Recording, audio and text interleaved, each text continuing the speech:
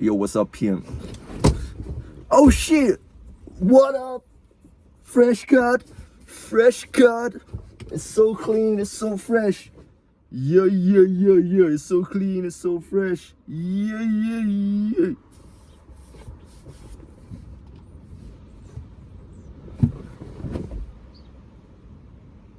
People have started to treat me better because I have no hair. And I don't know the reason for why that is. Perhaps I look more threatening without hair. No hair, don't care. Maybe I'm a part of that skinhead movement. Or maybe because I look more approachable with the glasses on. I look less like a threat. I look more submissive and breedable. I conform to strict rules and regulations of society.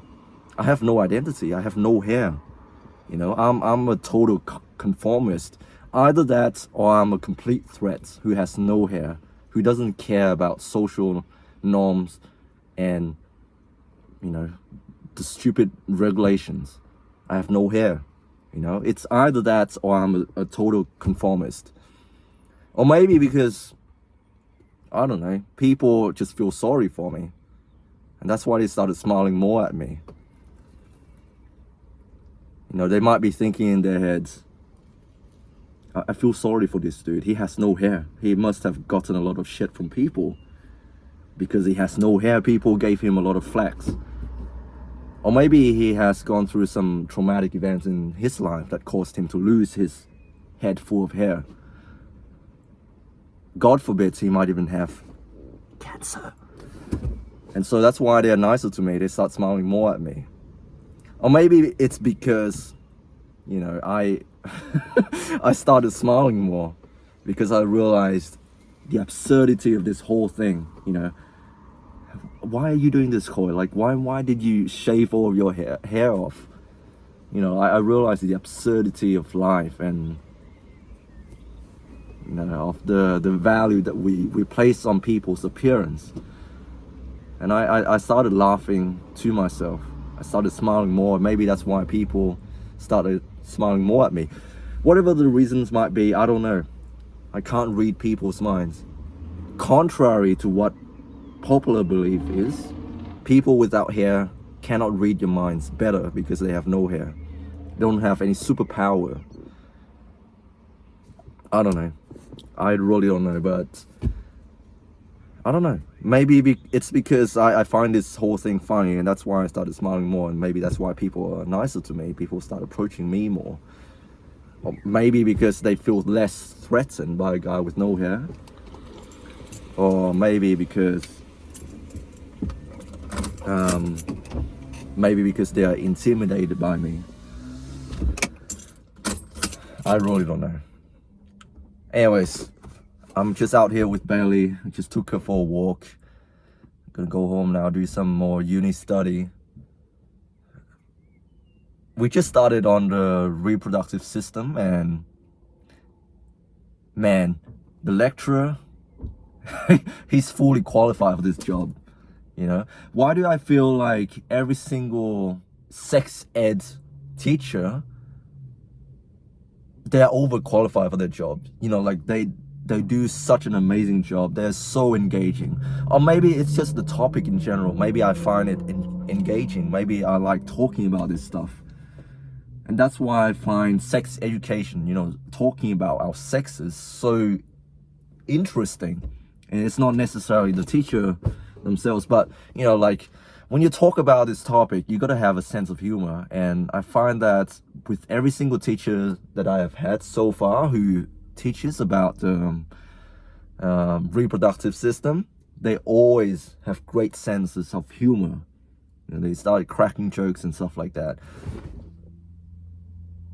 What are you looking at? What? Oi, sit, buddy, sit. Yeah, I can't wrap my head around all of the terminologies involved in the creation of our sex cells, and for me in particular, the sperm cells. There's so many sperm terms. You know, we got spermatogenesis, spermiogenesis, spermiation, spermatids. What else? Spermatozoon, spermatozoa, spermatogonia. Yeah, there's so many sperm terms. I can't wrap my head around it. And during the lecture yesterday, I started asking myself, why do we have all these freaking terms? And yeah, why is it so complicated? Why are our sex cells so complicated? Why can't we just be like a slug or something? And, you know, why do we have to go through meiosis to make these sex cells? Well, biologists will say that's how we give rise to variations in our DNA. You know, you got the chromosomes lining up together, the homologous pairs, you know, like they do the crossing over, and they exchange the genetic materials, and, you know, random assortments of these chromosomes along the axis. And, you know, during meiosis, they get pulled apart in different directions, and because of different random assortments and different crossing over, we get all these genetic variances. And that's why you don't look exactly like your brother or sister, even though you guys came from the same parents. And even though I don't know, twins, they are identical genetically, but as they move through life as well, they separate, they live in different environments, and epigenetics act on them, and they turn out to be different people. And that's why we are all unique. We're all special. We're special snowflakes, you know? And that's why hair doesn't matter. Hair doesn't freaking matter. It doesn't say anything about you. People might be asking me, Hoi, why are you doing this? Why are you donating your hair to, you know, the Cancer Council or whatever? I didn't go through Cancer Council.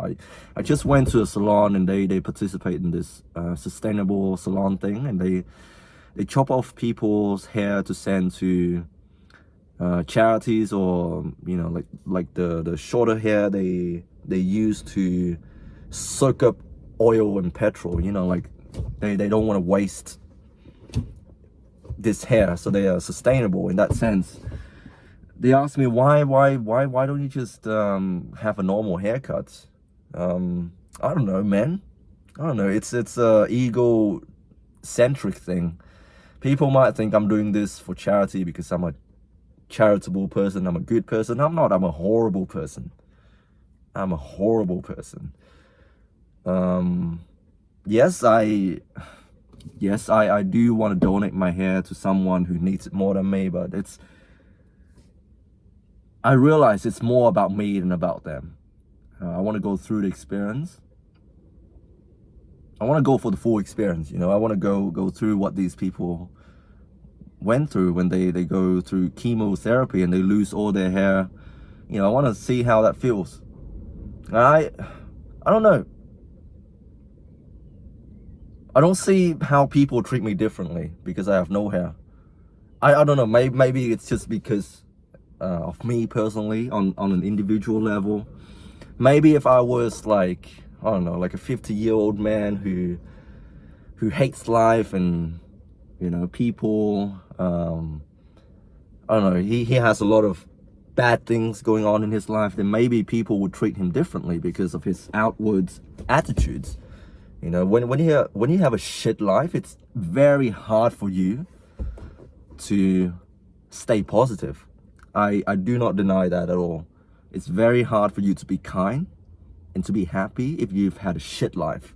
And I do not think I have a shit life. I think I have a lot going on for me. Even though I'm way behind in life compared to my peers. I don't have a family. I don't have a good job. I don't know what the heck I'm doing with my life. You know, I still think my life is unique, and you know, I cherish my life. I love my life, even though it's shit. It's unique. It's one of a kind. And maybe that's why I portray myself differently. And maybe that's why people treat me differently, even though I have no hair. Or maybe because they just feel sorry for me in general. I don't know. There's a guy next to me. He just parked his car. He has no hair as well. Yeah. I also wondered yesterday during the lectures, why do you humans need to, undergo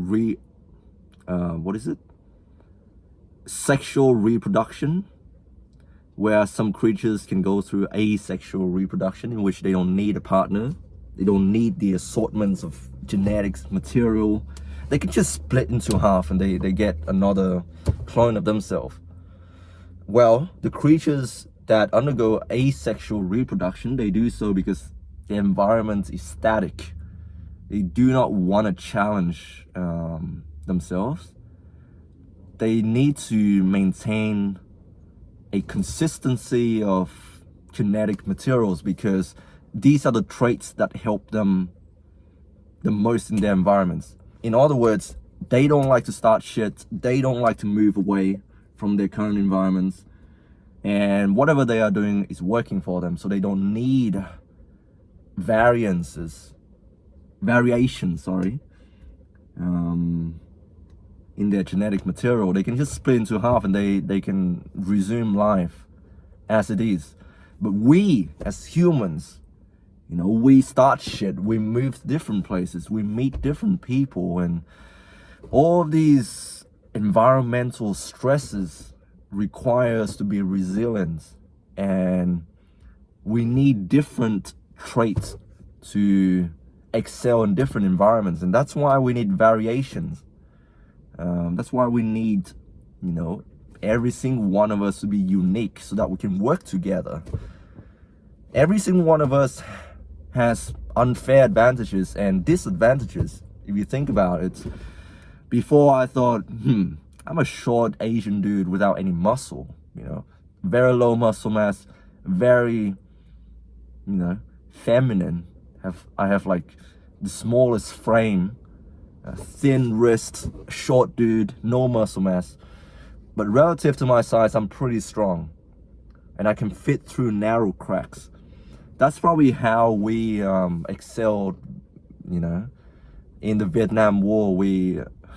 I don't want to talk about this, but the Viet Cong soldiers, they can dig these tunnels like rats, and the big American soldiers, they can't infiltrate us. I don't know the history of the war, but we had a lot of guerrilla warfare tactics in which we played dirty because we can.